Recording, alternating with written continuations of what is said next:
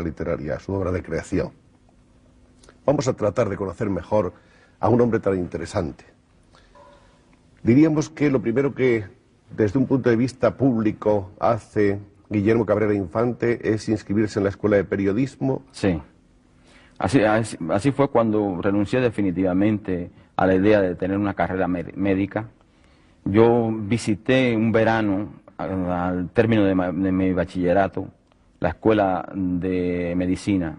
Y entonces, verdaderamente me aterró contemplar los cadáveres en la sala de disección. Es decir, había como 6 cadáveres en unas mesas de metal. Y el horror fue tan grande, es decir, recuerdo todavía muy bien el olor de la putrefacción con el formol, que me convenció definitivamente que yo no estaba dado para la carrera médica. Entonces decidí entrar a estudiar periodismo. Ya yo había empezado a escribir, había publicado algunos cuentos, y aunque no me interesaba el periodismo en sí, era una forma más directa conmigo mismo, más relacionada con mi literatura, ganarme la vida a través de las letras. Y así empecé a trabajar en periodismo. Primero trabajé como corrector de pruebas unos cuantos años. Después fui crítico de cine de la revista Carteles.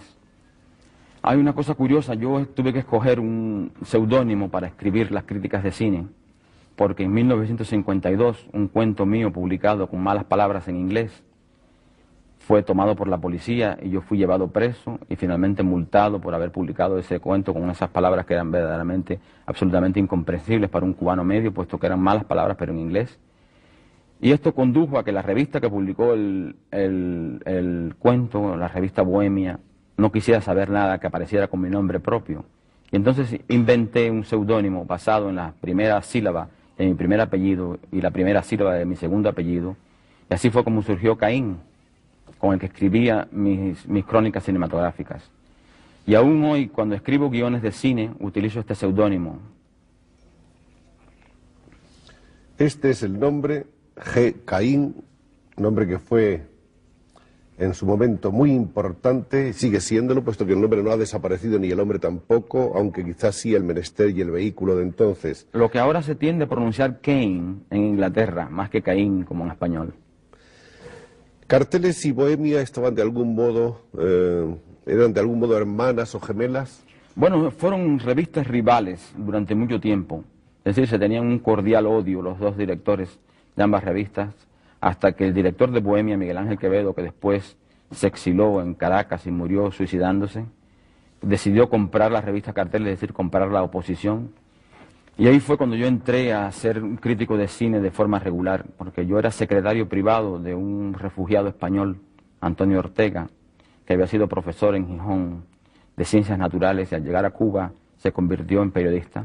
Yo era su secretario particular, yo siempre iba por las noches a organizarle la biblioteca, sus ficheros, y a él lo nombraron director de Carteles y él decidió que yo debía ser el crítico de cine de la revista. Esa etapa de crítica cinematográfica con ese nombre, G. Caín, fue una etapa realmente muy importante. Y fue una etapa que yo muchas veces sueño con ella, es decir, la veo con gran nostalgia. Mis primeras películas, las primeras críticas, las primeras veces que me pagaron como crítico, porque yo antes había sido crítico amateur, antes de ser un crítico profesional. Y luego después la obligación semanal de hacer comentarios a las películas que se estrenaban. Era en realidad, más bien me pagaban a mí por una diversión, puesto que mi gran placer es el cine. ¿Llegó usted a inaugurar y a crear una cinemateca en Cuba? Sí, esto ocurrió en 1950, se creó la Cinemateca mucho antes de que yo empezara a escribir sobre cine. Con un grupo de amigos organizamos una cinemateca y algunos de ellos vinieron a Europa y consiguieron que la Cinemateca francesa nos prestara películas, clásicos del cine silente sobre todo. Y después, en 1955, yo hice un viaje a Nueva York y conseguí que el Museo de Arte Moderno prestara a Cuba películas para la Cinemateca. Esta cinemateca funcionó del 55 al 56, en el 56 la situación política contra Batista se hacía muy imposible y decidimos detener la cinemateca y no exhibir una película más. Y después la cinemateca ha resurgido en Cuba dirigida por otras gentes y negando ese pasado que tuvo la primitiva cinemateca de Cuba. Por esos años también había usted contraído matrimonio por primera vez. Sí, por primera vez me casé, tuve una hija en 1954 y otra hija en 1958. Y me divorcié en 1961 y me casé a fines de ese año con la actriz Miriam Gómez, que es todavía mi mujer. Y espero que lo sea por mucho tiempo, que ella pueda resistirme a mí con todas mis manías, mi nerviosismo, mi vida introspectiva.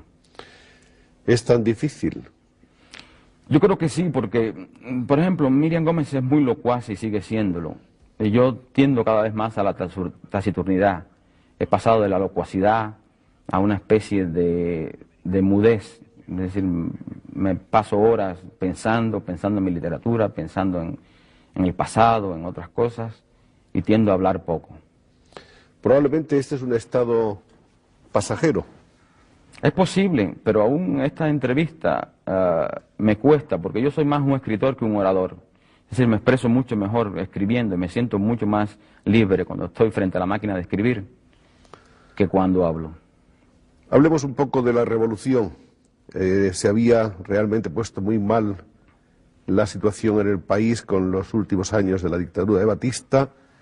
Había germinado la famosa revolución que empezó en Sierra Maestra y llegó un momento en que Fidel Castro entró triunfalmente en La Habana. Ya entonces Guillermo Cabrera se había situado al lado de las fuerzas revolucionarias. Sí. Ya. Además, yo tuve cargos oficiales casi enseguida, en el mismo enero del año 59, fui miembro presidente efectivo del Consejo Nacional de Cultura.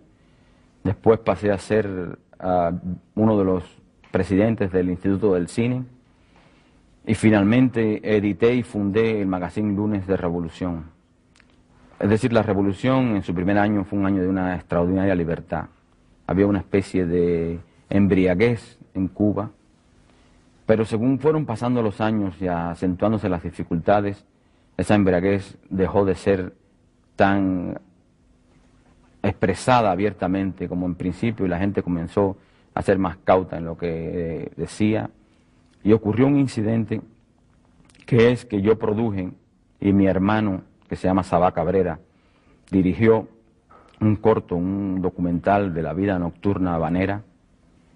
Y este documental fue, cuando ellos fueron a pedir permiso para exhibirla en los cines, fue primero exhibido en un programa de televisión que yo tenía que se llamaba Lunes de Revolución en televisión y fue acogido por los televidentes con bastante buen grado.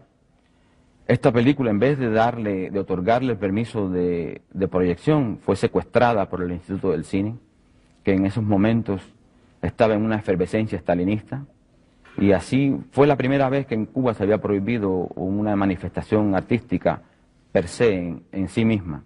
Es decir, que no había ninguna connotación política, simplemente se acusaba a la película de mostrar a la gente divirtiéndose cuando se suponía que debían estar con el fusil al hombro y vigilando